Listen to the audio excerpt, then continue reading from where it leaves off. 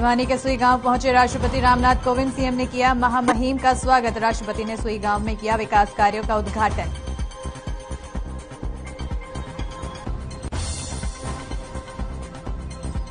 भिवानी के सुई गांव में सीएम का संबोधन। मुक्केबाजी और एथलेटिक्स एकेडमी बनाने की घोषणा। सुई गांव को 2 सड़कों की भी दी सौगात।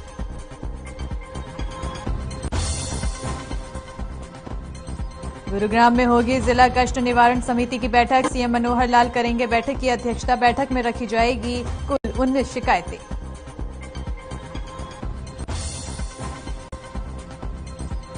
गुरुग्राम में कांग्रेस ने देर रात चलाया अनोखा अभियान। घंटी और सीटी लेकर लोगों को किया जागरूक। जागते रहो चौकीदार, चोर है के लगाए नारे।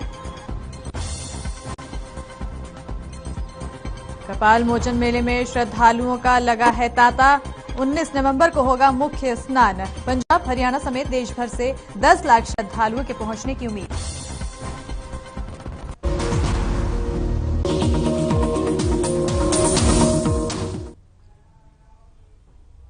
नमस्कार, बहुत स्वागत है आप सभी का हर खबर हरियाणा में और मैं आपके साथ अस्मिता दुबे। और खबरों की शुरुआत इस वक्त की बड़ी खबर के साथ करेंगे। आपको बता दें, जहां स्कूल खोलने पर अब बड़ी खबर आई है। 1 दिसंबर से पूरी कैपेसिटी के साथ स्कूल खोलने की बात कही जा रही है। और बता दें कि डेंगू को लेकर सावधानी बरतेंगे, शिक्षा विभाग की तरफ से ऐसा कहा गया है। बड़ी जानकारी चंडीगढ़ से दे रहे शिक्षा मंत्री कंवरपाल गुर्जर का बयान है। स्कूल खोलने पर कंवरपाल गुर्जर ने बोला है और 1 दिसंबर से पूरी कैपेसिटी के साथ स्कूल खोलेंगे, ऐसा उनका बयान है। और बता दें कि मिड डे मील को लेकर उन्होंने कहा है, बयान दिया है। कंवरपाल गुर्जर की ओर से बयान दिया गया है। शिक्षा मंत्री कंवरपाल गुर्जर का बड़ा बयान। स्कूल खोलने पर बोले कंवरपाल गुर्जर, 1 दिसंबर से पूरी कैपेसिटी के साथ स्कूल खुलेंगे। 1 जनवरी से शुरू होगा मिड डे मील और डेंगू को लेकर सावधानी भी बरतेंगे। बड़ी जानकारी चंडीगढ़ से बड़ी खबर दे रहे हैं, जहां पर शिक्षा मंत्री कंवरपाल गुर्जर का बयान सामने आया है। स्कूल खोलने पर लेकर उन्होंने बड़ा बयान दिया है। उन्होंने कहा है कि 1 दिसंबर से पूरी कैपेसिटी के साथ स्कूल खोला जाएगा और 1 जनवरी से मिड डे मील की भी शुरुआत की जाएगी। ऐसा बयान शिक्षा मंत्री कंवरपाल गुर्जर की ओर से दिया गया है। बड़ी जानकारी चंडीगढ़ से स्कूल खोलने पर बोले कंवरपाल गुर्जर, जहां 1 दिसंबर से पूरी कैपेसिटी के साथ स्कूल खोलेंगे।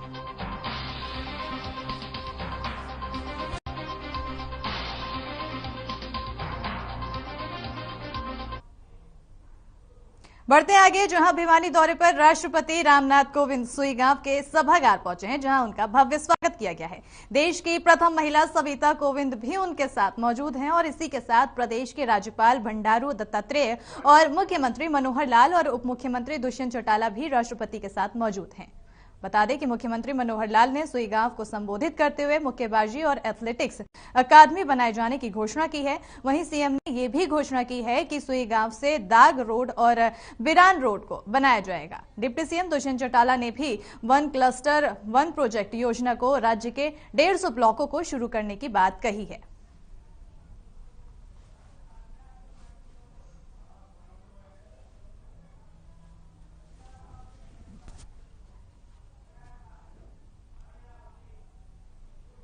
और खबर फरीदाबाद से है, जहां दिनों दिन बढ़ती महंगाई को लेकर कांग्रेस के वरिष्ठ नेता राहुल गांधी के मार्गदर्शन में कांग्रेस के प्रदेश अध्यक्ष कुमारी शैलजा के निर्देश पर वल्लभगढ़ विधानसभा क्षेत्र से महंगाई के खिलाफ जन जागरूकता अभियान के तहत पदयात्रा का आयोजन किया गया है। इस पदयात्रा का नेतृत्व कांग्रेस के पूर्व मंत्री विजेंद्र कादियान ने किया है और वहीं इस पदयात्रा में प्रमुख रूप से कांग्रेस के वरिष्ठ नेता विजय प्रताप, वल्लभगढ़ विधानसभा क्षेत्र से वरिष्ठ नेता मनोज अग्रवाल, प्रवक्ता जितेंद्र चंदेलिया, वेद प्रकाश यादव, सीमा जैन, अनीश पाल के साथ तमाम कांग्रेस के नेताओं ने शिरकत की है। इस पदयात्रा की विशेष बात ये रही कि बढ़ती महंगाई को लेकर आम महिलाएं भी इस यात्रा में शामिल हुई और कांग्रेस नेताओं और कार्यकर्ताओं ने सरकार पर तंज भी कसा है।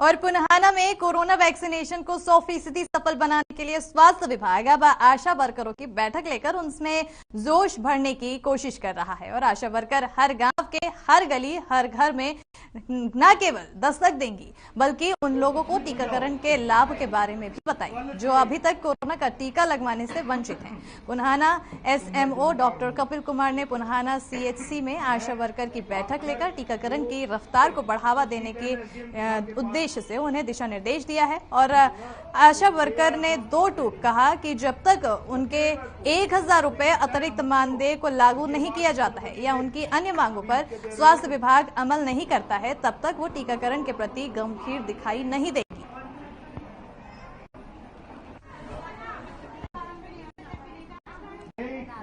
कोविड के वैक्सीनेशन के दौरान के जो हमारे 1000 रुपए बंद कर दिए गए हैं हमें उसको लागू करें तब हम अपने वैक्सीनेशन कराएंगे। जब तक हमारे वो लागू नहीं करेंगे तो हम वैक्सीनेशन नहीं कराएंगे। बस जी हमें ये आदेश दिए गए हैं कि 100% वैक्सीनेशन कराया जाए, लेकिन हम इससे सहमत हैं।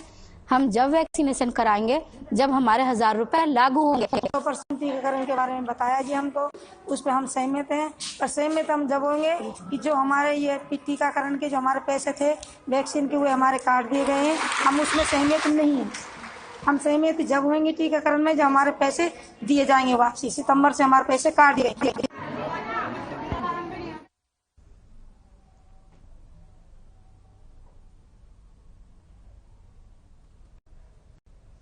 तो वैक्सीनेशन को लेकर आशा से आस लगाई गई है और बता दें कि आशा वर्कर्स को निर्देश दिया गया है कि लोगों को ज्यादा से ज्यादा जागरूक करें और वैक्सीनेशन के प्रति लोगों से अपील करें कि लोग ज्यादा से ज्यादा वैक्सीनेट हों। लेकिन आशा वर्कर हैं, उन्होंने साफ कह दिया है कि जब तक उनके 1000 मानदेय पर कुछ बात आगे नहीं बढ़ती तब तक वो लोगों को जागरूक करने से नहीं हटेंगी, पीछे नहीं रहेंगी और वो जागरूक नहीं करेंगी। ऐसे में अब दो टूक जवाब आशा वर्करों की तरफ से मिला है और वहीं सरकार लगातार प्रयास कर रही है कि लोग ज्यादा से ज्यादा वैक्सीनेट हो ताकि जो कोरोना जैसी महामारी है, आज हालांकि इसका स्तर कम हो गया है लेकिन इसको एकदम से खत्म करने में सरकार कामयाबी पा सके और लोग इससे ज्यादा बच सके। ऐसे में वैक्सीनेशन को लेकर जहां सरकार जागरूक करने में लगी है वहीं आशा वर्कर्स ने अपनी अलग से एक मांग रख दी है। अब ऐसे में देखना यह होगा कि सरकार क्या उनकी मांगों को सुनेगी और वैक्सीनेशन के प्रति जो निर्देश दिए गए हैं उस पर अब आशा वर्करों को अमल करने की बात कहेंगे या फिर किसी तरह से समझाइश के चलते आशा वर्करों को अपने जो निर्देश दिए हैं उस पर अमल करने के लिए आगे बढ़ा देंगे। अब ये एक बड़ा सवाल बनता है और ये आने वाले समय में पता चलेगा। बढ़ते आगे, जहां कालावाली में पिछले कई दिनों से डीएपी खाद की परेशानी चल रही है और खाद नहीं मिलने से किसानों में नाराजगी है। किसानों का आरोप है कि खाद आती तो है लेकिन बांटी नहीं जाती। एक तरफ किसानों का कहना है कि आज या तो घर खाद लेकर जाएंगे या फिर हमारी लाश घर जाएगी। दूसरी तरफ थाना प्रभारी इंस्पेक्टर अमित कुमार ने कहा है कि नियमानुसार प्रशासन के अधिकारी किसानों को खाद देने का काम करें और किसी भी किसान को परेशानी न आने दिया जाए।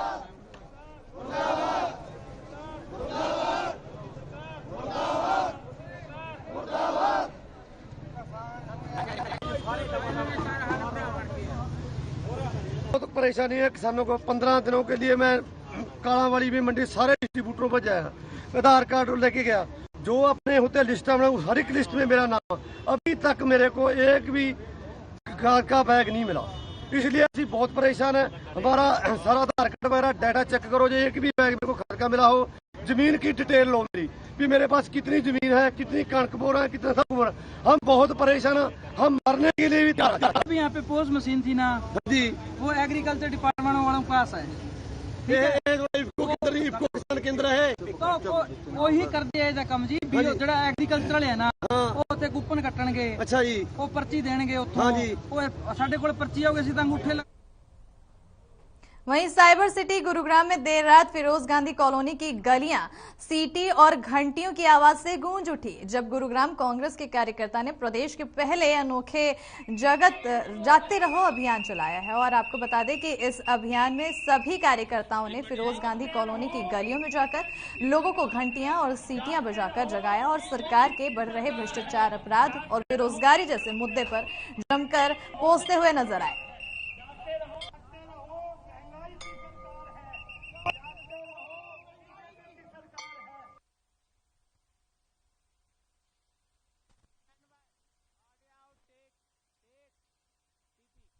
कि अनाज मंडी में धान चोरी की वारदातें बढ़ती जा रही है और देर रात भी चोरी की वारदात को अंजाम दिया गया है। चोरी के आरोप अज्ञात महिलाओं पर लगे हैं और बताया जा रहा है कि देर रात अज्ञात महिलाओं ने धान चोरी की वारदातों को अंजाम दिया है। किसान संघर्ष समिति ने पुलिस अधीक्षक और मार्केट कमेटी सचिव को ज्ञापन दिया है। साथ ही चोरी करने वाली महिलाओं के खिलाफ कार्रवाई करने की मांग भी की गई है।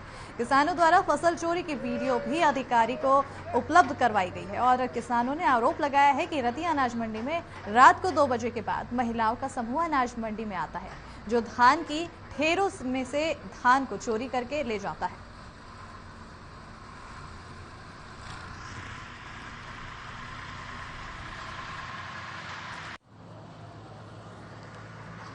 ये धान की खरीद का मामला है। सरकार कह रही है अभी किसान का दाना दाना खरीदेंगे, मगर किसान का दाना दाना तो नहीं खरीद रहे।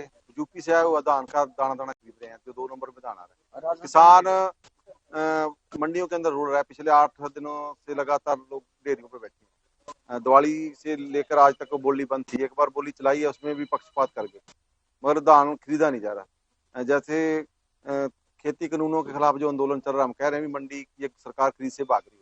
अब ये सबूत आगे पंजीकरण कराने के बाद भी जिसने वो किसान धान मंडी में लेके बैठा है।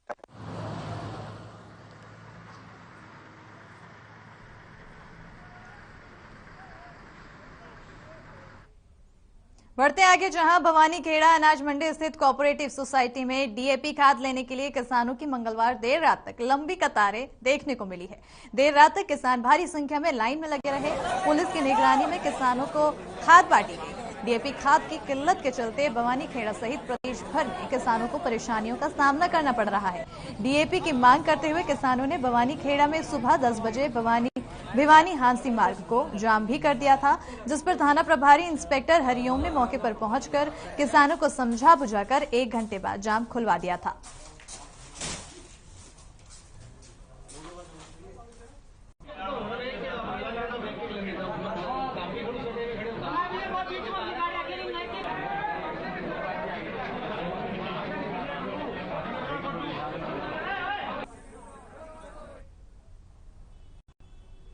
और बीजेपी सरकार ने सत्ता में आने के बाद भले ही गायों को लेकर सख्त कानून बनाए हो, लेकिन बावजूद इसके लेकर जो गौ तस्करों में इसका कतई भय देखने को नहीं मिल रहा है। ताजा मामला दिल्ली से फरीदाबाद का है, जहां पर आज सुबह पीछा कर रहे गौ रक्षक दल पर गौ तस्करों ने फायरिंग कर दी और मौका देखकर अपने गाड़ी के साथ गायों को छोड़कर फरार हो गया है। सूचना मिलने के बाद मौके पर पहुंची क्राइम ब्रांच और स्थानीय पुलिस अब जांच के बाद जल्द ही आरोपियों को गिरफ्तार करने की बात कह रही है।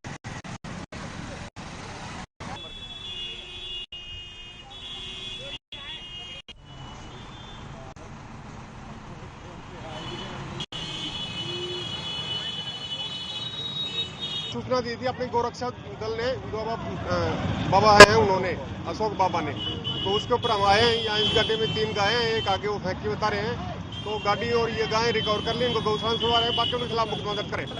अपने मुखबर खास से सूचना मिली थी कुछ गो तस्कर गायों को गो तस्करी के उद्देश्य से लेकर जा रहे हैं। हमने इन्हें रोकने का प्रयत्न किया, काफी पीछे से गायों को उठाते हुए ला रहे थे। पुलिस प्रशासन पर हमारी बीटी चल रही थी और हमने एंड में इन्हें यहाँ पर आके काबू किया। मामला ये था, रात को हमें सूचना मिली, हमने अपने अशोक बाबा को यहाँ की टीम से सूचना दे दी थी। अपने गोरक्षा प्रमुख बजरंग दल से हैं, उनको सूचना दे दी थी।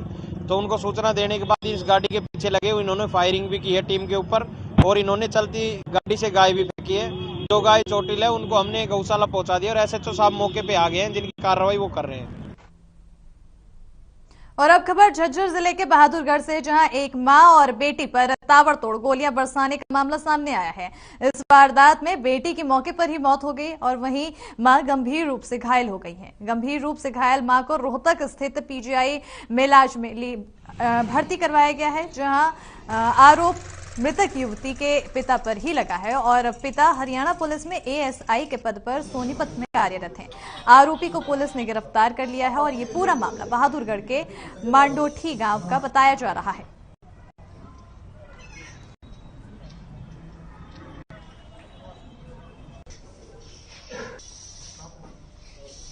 मांडोठी में सब इंस्पेक्टर है एएसआई संत कुमार, उसकी लड़की की हत्या हुई है और हमें सूचना प्राप्त हुई कि वहाँ गोली चल गई, जिस पर पुलिस पार्टी वहाँ पहुंची। उस टाइम पे लड़की को गोली लगी हुई है मुंह के ऊपर, वो सर में पीछे निकल गई है। तो इसमें अभी स्टेटमेंट लेंगे। उसकी मदर को भी एक इंजरी है, एक फायर आर्म की। अभी स्टेटमेंट अभी प्राप्त करनी है कि मदर को पीजीआई हॉस्पिटल में रेफर कर रखा है।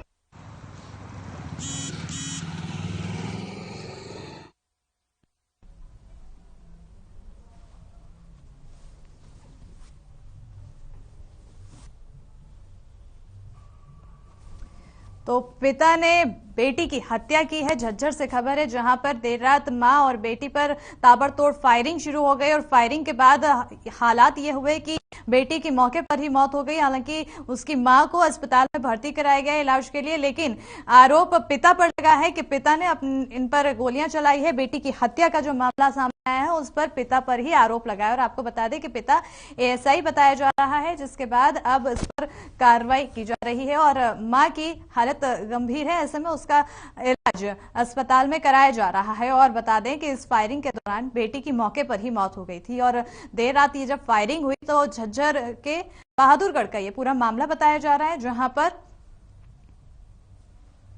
बेटी की मौके पर ही फायरिंग के दौरान मौत हो गई।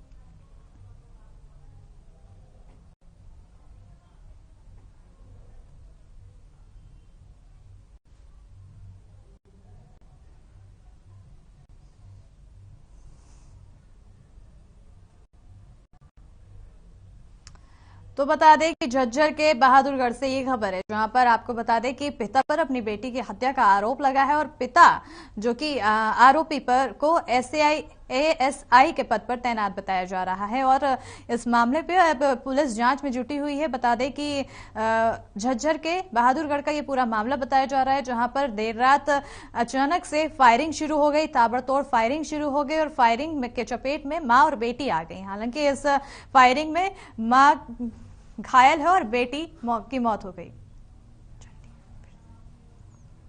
और इस वक्त की बड़ी खबर आ रही है, बता दें आपको, बड़ी जानकारी सामने आ रही है, जहां पर आपको बता दें कि इस बड़ी जानकारी में आपको बताएंगे चंडीगढ़ से खबर है, जहां स्कूल खोलने पर कंवरपाल गुर्जर का बयान सामने आया है। 1 दिसंबर से पूरी कैपेसिटी के साथ स्कूल खोलने की बात कही है कंवरपाल गुर्जर ने और 1 जनवरी से मिड डे मील की भी शुरुआत होने की बात कंवरपाल गुर्जर द्वारा की गई है।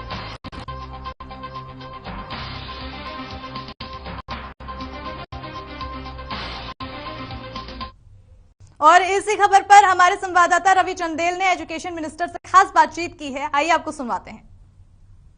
1 दिसंबर के अंदर सुचारू रूप से स्कूल खुलने जा रहे हैं, तो दूसरी ओर प्रदूषण को लेकर लगातार कोहराम बना हुआ है। इसी विषय पर चर्चा करने के लिए हमारे साथ मौजूद हैं सूबे के शिक्षा मंत्री कंवरपाल गुर्जर। सबसे पहले तो बहुत बहुत स्वागत है सर आपका हर खबर हरियाणा में। धन्यवाद सर, ये बताएं कि जिस तरीके से स्कूल खोलने का जो निर्णय लिया गया है सरकार द्वारा 1 दिसंबर से, क्या लगता है कि उसका प्रभाव जो है बाकी जिलों पर नहीं पड़ेगा? नहीं, ऐसा कोई प्रभाव नहीं है। एनसीआर में जो जिले हैं बिल्कुल दिल्ली से सटते हुए जिले हैं, चाहे उसमें फरीदाबाद है, गुड़गांव है, झज्जर है, रोहतक है, तो निश्चित तौर से वहाँ पोल्यूशन का असर है और उसको ही देखते इन 4 जिलों में हमने निर्णय लिया कि स्कूलों को बंद करेंगे। बाकी पूरे हरियाणा में उसका कोई असर इस प्रकार से नहीं है। और वैसे भी हमने स्कूल खोल ही रखे थे पहले से भी, हमने देश में शायद सबसे पहले स्कूल हम नहीं खुले हैं और वो 50% कैपेसिटी के साथ खोल रखे थे। 50% ही टाइम था, 50% ही बच्चे थे। अब हम फुल कैपेसिटी के साथ स्कूल खोलने जा रहे हैं और निश्चित रूप से वो जिस प्रकार से पिछला हमारा जो तजर्बा है वो पूरी तरीके से सफल रहा है और आने वाले टाइम में भी सफल रहेगा। सर, ये बताएं कि जिस तरीके से जो एनसीआर के अंतर्गत आने वाले जिले हैं उनका क्या कोई संशय बने रहेगा उन पे, या फिर जो सुप्रीम कोर्ट से जो आदेश आएंगे उसके बाद निर्णय बदला जाएगा? नहीं, देखिए अभी जिस प्रकार से पॉल्यूशन है उसके दृष्टिगत दिल्ली में तो सारे स्कूल बंद कर दिए, तो हमारे भी 4 जिले जो हैं बिल्कुल आसपास हैं उनके, तो वो केवल स्कूल बंद किए गए। और जिस प्रकार की जरूरत होगी समय के अनुसार उस प्रकार का निर्णय लिया जाएगा। अगर पॉल्यूशन कम होता है तो निश्चित तौर स्कूल खोलेंगे।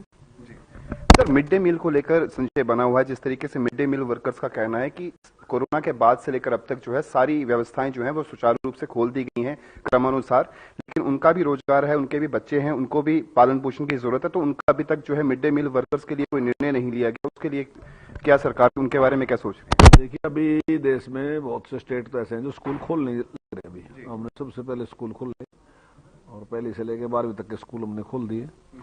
और अभी जो भोजन की व्यवस्था है वो हमने कहा है कि अभी जो बच्चे हैं वो जो लंच है घर से लेके आएंगे, लेकिन 1 जनवरी से हम मिड डे मील शुरू करने वाले हैं, तो जल्दी 1 जनवरी से शुरू कर देंगे। सुपर 100 स्कीम के तहत आप कुछ बता रहे थे, उसके बारे में जिक्र हुआ था कि काफी सक्सेस रेट जो है वो काफी हाई जा रहा है। सुपर 100 जो पॉलिसी लेकर आए थे उसके बारे में बताइए। हाँ, उसमें काफी अच्छे परिणाम आए हैं। पिछली बार भी हमारे 25 बच्चे जो थे वो IIT में सिलेक्ट हुए थे और अब की बार हमारे 28 बच्चे जो हैं वो IIT में सिलेक्शन हुई है।